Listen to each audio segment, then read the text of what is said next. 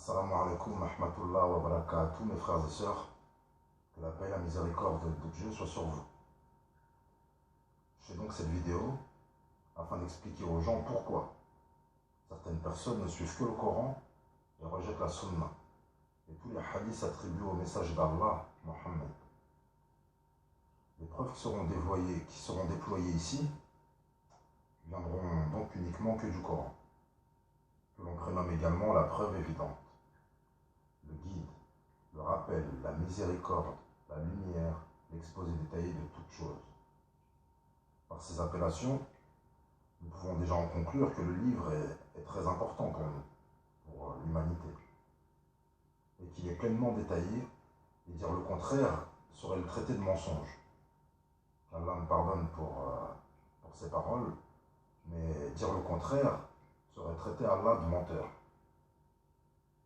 Car Allah dit, sourate 6, verset 38, « Nous n'avons rien omis d'écrire dans ce livre. » Il dit aussi, sourate 17, verset 12, « Et nous avons expliqué toutes choses d'une manière détaillée. » Et il y a encore plusieurs autres versets dont cette parole du messager, en sourate 6, verset 114, « Chercherai-je un autre juge qu'Allah, alors que c'est lui qui a fait descendre vers vous ce livre bien exposé?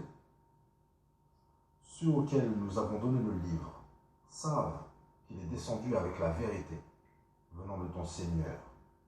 Ne sois donc point du nombre de ceux qui doutent. » Et aussi la sourate 4, verset 105.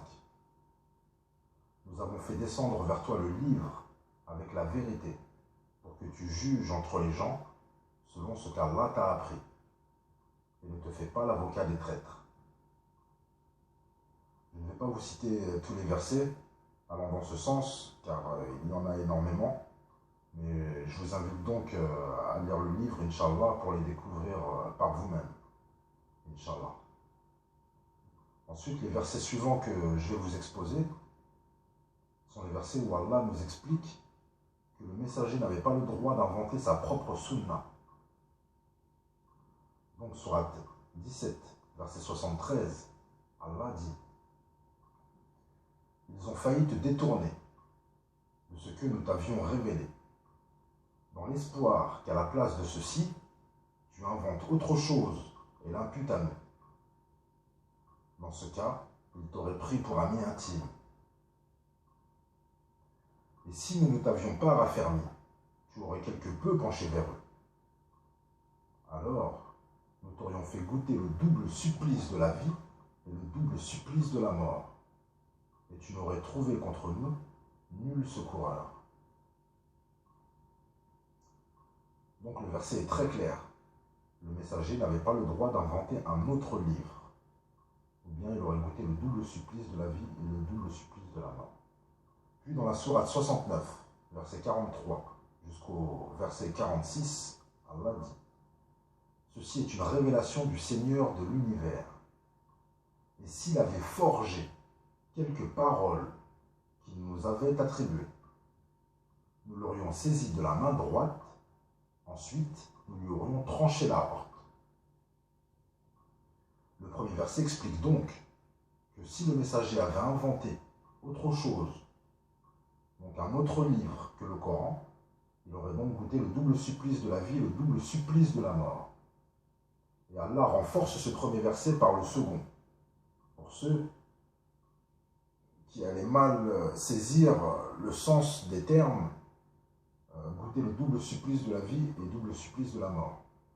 Donc Allah renforce ce verset en précisant que s'il avait forgé quelques paroles qui nous auraient attribuées, nous l'aurions saisi de la main droite, ensuite nous lui aurions tranché la horte.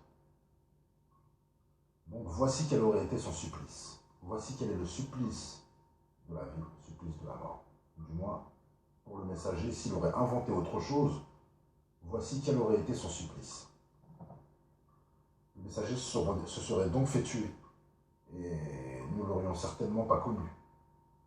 Et il serait inconscient, voire incohérent, de penser ou de croire que le messager aurait malgré tout commis cette erreur, sans qu'Allah ne tienne sa promesse de lui trancher la horte. Car il est inutile de rappeler qu'Allah ne manque jamais à sa promesse. Voilà donc les quelques raisons suffisantes du pourquoi certaines personnes, dont moi-même, rejetons catégoriquement tous les hadiths et tout enseignement religieux qui n'est point appuyé par le Coran.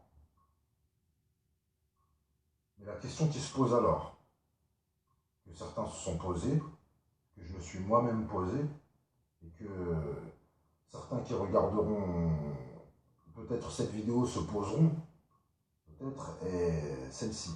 Et donc, d'où viennent alors les hadiths?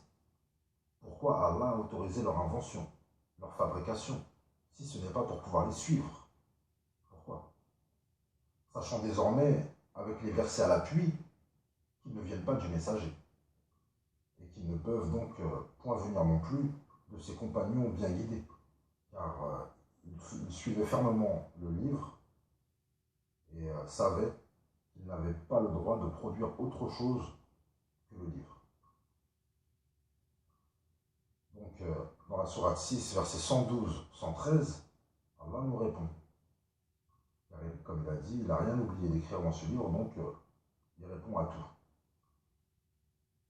Allah dit donc, nous avons permis aux ennemis de chaque prophète, les diables parmi les humains et les djinns, de s'inspirer les uns aux autres des paroles enjolivées afin de tromper.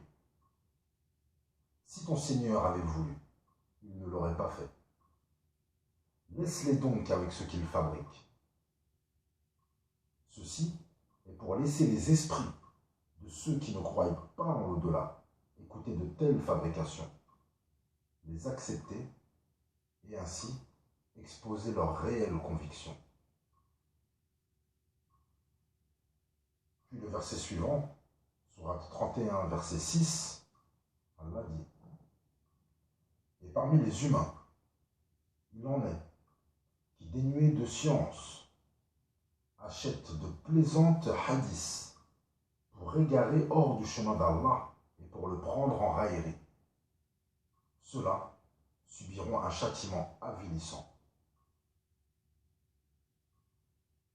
Allah nous explique donc que ce sont les diables humains et djinns qui fabriquent tout ce qui est en dehors du Coran pour tromper les gens.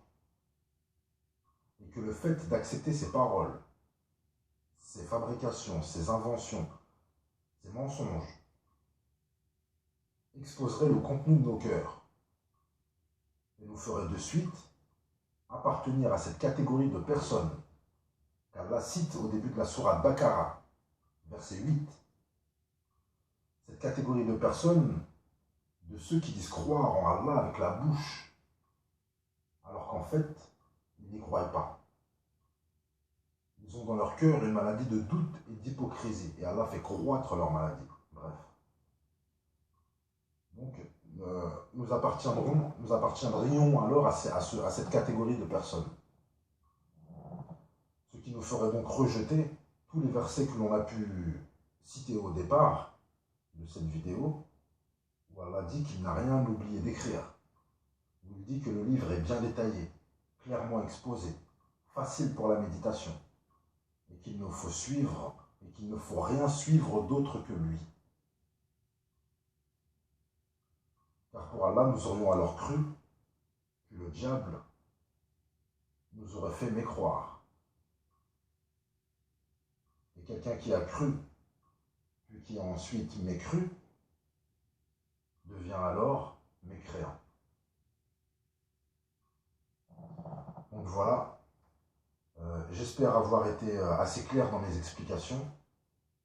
J'ai essayé de faire court pour ne pas trop noyer tout le monde sous des versets. Mais prochainement, Inch'Allah, si Allah le veut, d'autres vidéos autour de ce thème arriveront très prochainement. Car cela devient nécessaire d'avertir les gens. Et j'espère que de plus en plus de croyants se manifesteront, sortiront au grand jour, chacun de son côté, pour livrer le réel message coranique dans chaque endroit où ils pourront y trouver des gens veulent entendre. Voilà. Donc mes frères et sœurs, assalamu alaikum, que la paix et la miséricorde d'Allah, de Dieu soit sur vous. Salam.